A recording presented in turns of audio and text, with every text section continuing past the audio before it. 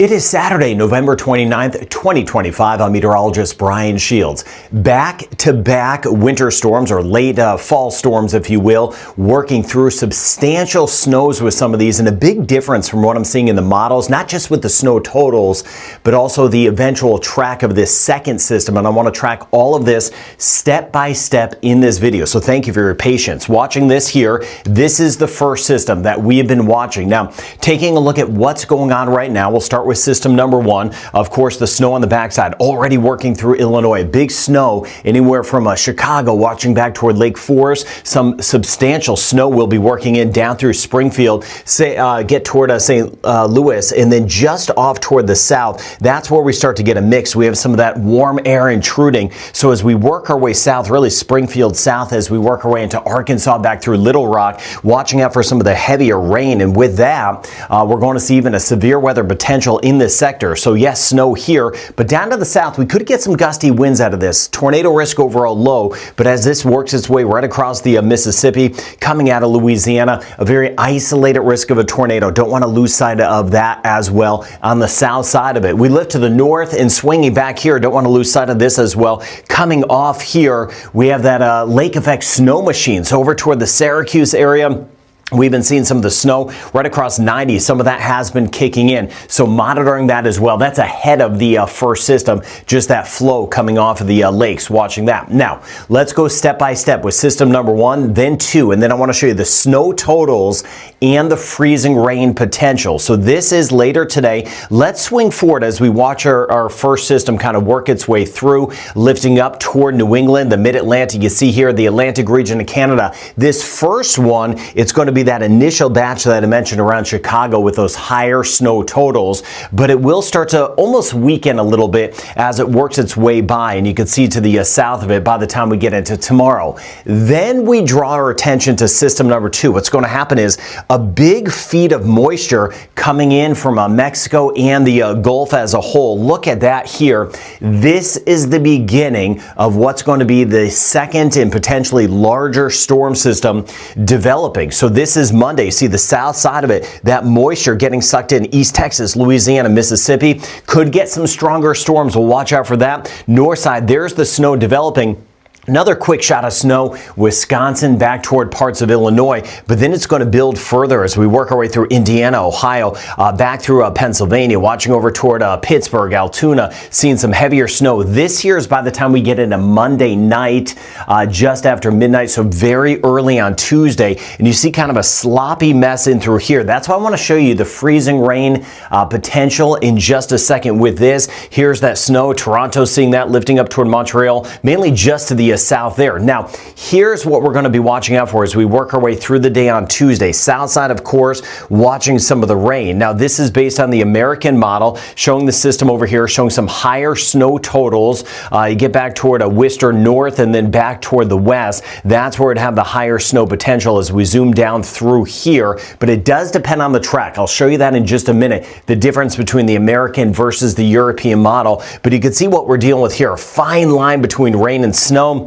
Vermont, parts of New Hampshire, back toward Maine. And then we'll see, depending on the track of this, that will really depend, really kind of give us a handle on how much snow we'll get back toward Nova Scotia in Newfoundland. You see, as we work our way into Tuesday night and Wednesday, let me stop it here. As this pulls off, there could be substantial snow, even close to the Avalon Peninsula, a little bit more to the north, depending on the track, watching over toward anywhere from New Brunswick back toward Newfoundland, Prince Edward Island. But if this is a little bit more to the south, it'll draw more snow to the south, but it will lessen some of the snow totals. But either way, heads up Atlantic region of Canada, really keeping an eye on this second system for the potential of either rain or substantial snow. And then you see this front with it, the trailing front. Here's Bermuda all the way down to the south. So another shot of some cooler air sweeping down toward the south as we work our way into the middle of the week. Now let's start with this first system as far as these snow totals go. So these are 3-day snow totals. And I mentioned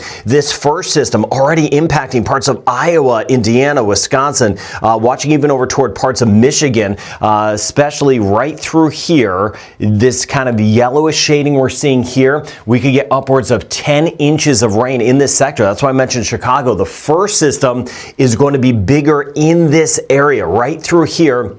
with substantial snow, watching that building back toward Detroit, watching down toward Indy, and then swinging all the way back towards Cedar Rapids with some higher snow totals in this pocket. So giving you the heads up, the first system bigger in this sector. Now just watching these 3-day totals, and then I'll expand out, sweeping back, I mentioned, as we get back toward Toronto, and then keeping an eye on that lake effect snow machine. You can see some of the snow totals really north of Syracuse, a little bit higher in through this pocket, but this is the 3-day snow total. Now, let's flip over and go out in time here. This is through Wednesday, so this here captures system number 2, which could potentially be bigger in this area. Now, here's the deal. The American model, the GFS, right, has more of a northern track. With that, it's going to have some higher snow totals. So you could see here, if it has more of a northern track, we wouldn't have, take Rhode Island, for example. We'd be pretty much snow-free. More of a northerly track allows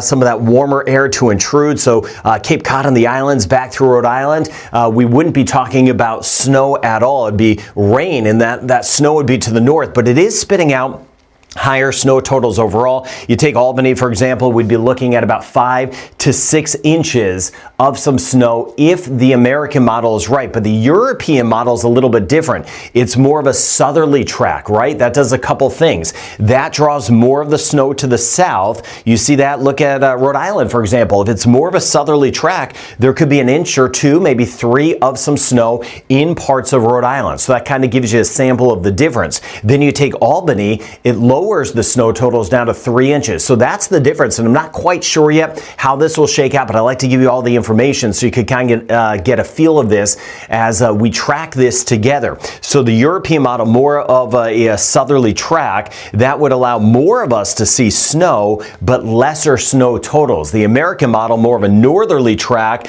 that would mean less snow, maybe Cape Cod over toward the islands. Cape Cod looking generally snow-free either way, but the American model would have some of those higher totals. So that's the difference that we're looking at. Really hard to tell because the system has not even developed, but I'm leaning toward the European model. And if that is correct, you see here through Wednesday, some of these snow totals, for the most part, trying to avoid, you get over toward Fairfax County, back toward DC, back through Salisbury, looking at all rain. You get over toward Stone Harbor, back toward the Jersey Shore. The snow would be swinging back through parts of Pennsylvania, right on the edge of it over toward Philadelphia. That's going to be a close call. We'll monitor that. And then swinging back through here, watching over toward West Virginia, Panhandle of Maryland, and West Virginia. In through here, one of the issues could be that freezing rain potential, which I'll show you in just a second. Let me swing back to the north here. So as we get back toward Canada, here's Newfoundland. We get back toward Nova Scotia, Prince Edward Island. Again, you can see some of the totals: 4, 5, 6 inches of snow, 7, 8 inches in spots. That will be a potential. So just kind of keeping an eye on this. But as far as the Atlantic region of Canada goes, really depends on the track, and I'm not quite certain on that yet. Now, we swing back here. This is where we're going to see a freezing rain potential. So you get back, not so much Charleston, more so as you get over toward the higher terrain, Snowshoe Mountain, and then swinging back even closer to Blacksburg, watching Roanoke, in through here, and then lifting up to the north. There is that potential of freezing rain. It's going to be that dividing line between the cold and that relatively warm air. So a heads up, we could have the freezing rain potential right through the Shenandoah, monitoring that as we work our way into the upcoming week. So we'll keep an eye on that aspect. Now, I don't want to leave anyone out. I mentioned the first 2 storms that we're watching, but we swing back toward the Rockies. These are the 3-day snow totals. So some additional snow totals just to give you a feel as we cover parts of Nevada, swinging back toward Utah, back toward Colorado, for example, and then swinging to the north. Here's Idaho, and then swinging back toward British Columbia for those 3-day, the data cuts off here, but those 3-day snow totals, just to give you a feel, to keep everyone covered on this channel. Really don't want to leave anyone out. So 2 storm systems on the move. Again, the American model, the GFS, has those higher snow totals. The European model, less snow totals, but with more of that southerly track, that would draw more of that snow back down to the south. I showed you Albany and Rhode Island as kind of a couple samples of what could happen. So Providence, we may be on the edge of some snow depending on the track. If it takes the European model, that could give Providence some snow. The American model, there would be no snow. And then we'll monitor that freezing rain potential. So a lot to cover, of course, going forward with back-to-back winter storm systems. Thank you for being part of this channel as we get new updates. If if you're subscribed, we'll put out some new information and you'll get those alerts first. So thank you for being part of this channel. Have a good rest of your day.